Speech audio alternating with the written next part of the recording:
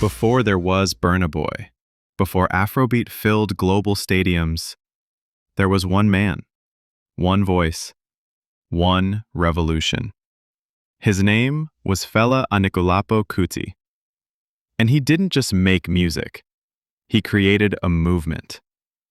A saxophone in one hand, a clenched fist in the other, Fela spoke truth to power in a time when silence was safer. He took the rhythms of West Africa, the soul of jazz, the fire of funk, and turned them into a weapon. But behind the blazing horns and hypnotic grooves was a man at war, with corrupt governments, with colonial shadows, even with his own demons. This is the story of the Black president, the rebel, the prophet, the father of Afrobeat. This is the untamed, unforgettable life of Fela Kuti. Fela Kuti was born on October 15, 1938 in Abeokuta, Nigeria. He came from a family of powerful voices. His mother, Funmilayo Ransome Kuti, was a fearless feminist and anti-colonial activist, one of the first Nigerian women to drive a car and the first to visit the Soviet Union. She led protests against British taxes and colonial injustice, earning respect and enemies. His father, Reverend Israel Oludotun Ransome Kuti, was a respected Anglican minister and principal, a man of faith, discipline, and education. A leader in the fight for Nigerian independence, he taught young Fela the power of words and structure. From the very beginning, Fela was surrounded by resistance, rhythm, and righteousness. His home was a training ground for revolution, and without even knowing it, he was being prepared. Not just to play music, but to shake the foundations of power. And moment sides in New Emergency Science, 914 was age 20. Fela traveled to London to study medicine.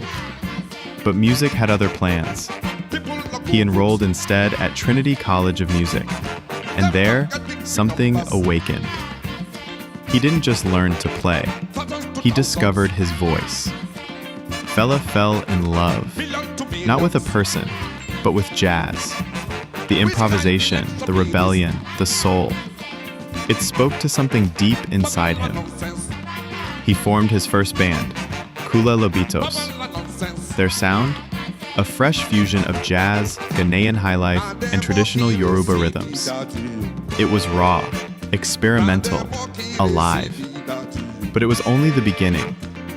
Fela was still searching for a sound, for a purpose, for a fight worth fighting. And that fight, he would find it not in London, not in Lagos, but in the streets of Los Angeles during a time of Black power, civil unrest, and radical awakening. In 1969, Fela visited Los Angeles, and that trip would change everything. Amidst the civil rights movement, Vietnam protests, and the rising voice of Black power, Fela found himself in the heart of a revolution. And at its center was Sandra Isidori, a singer, activist, and member of the Black Panther Party. Sandra introduced Fela to the radical writings of Malcolm X, the vision of Kwame Nkrumah, the speeches of Marcus Garvey. He had come to America to perform, but what he really received was an awakening. He saw clearly how colonialism, capitalism, and racism were connected, from Harlem to Lagos. Music, he realized, wasn't just sound, it was a weapon. He returned to Nigeria, reborn. Kula Lobitos became Africa 70.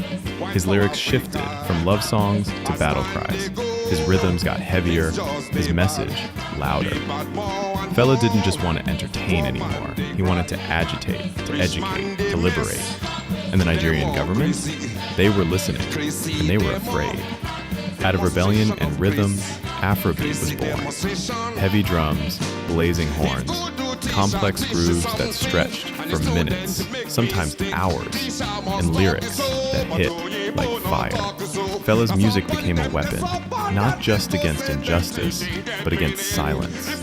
Corrupt politicians, police brutality, military rule, no one was safe from his sharp tongue and sharper sax.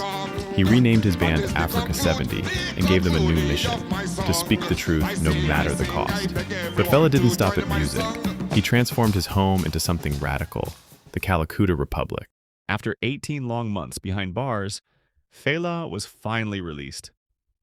Yet, even after the harsh treatment, For England, I mean, no feet take over. once again he returned to the I stage. come think about this democracy, democracy, democracy, crazy demonstration of grace, crazy demonstration.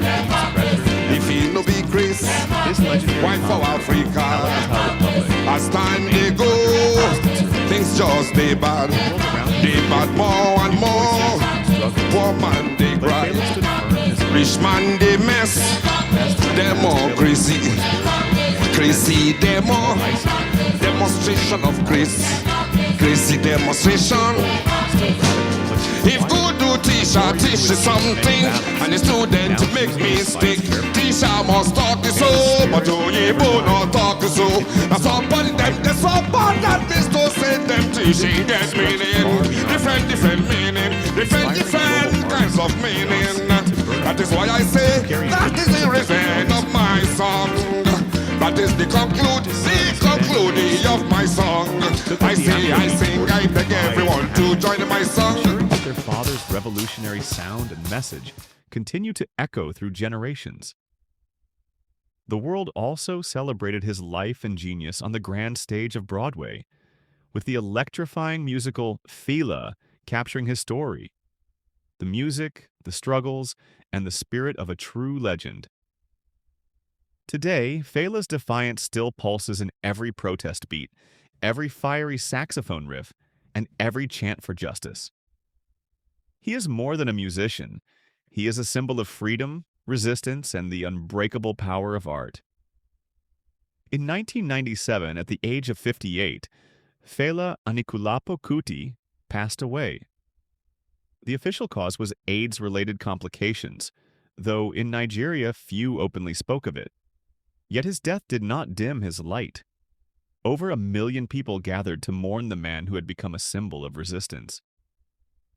The streets of Lagos overflowed with the sounds of drums, dancing, and tears. A final celebration for a man who had forever changed the rhythm of a nation.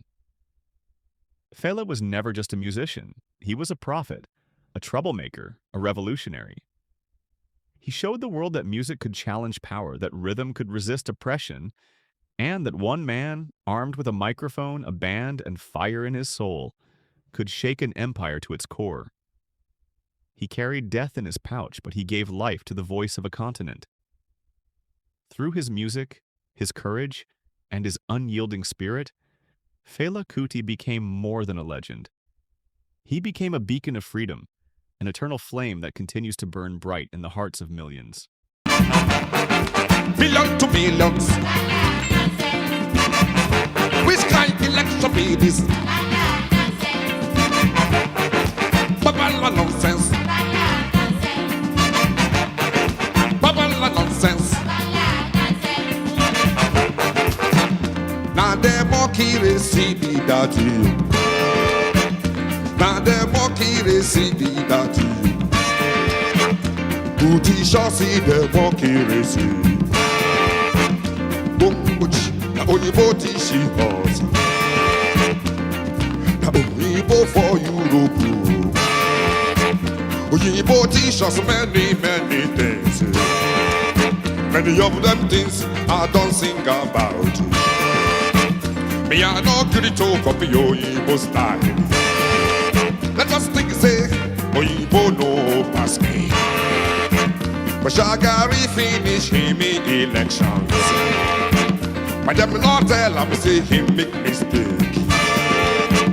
Say this you no be democracy. Oh, Igbo them not tell him himself.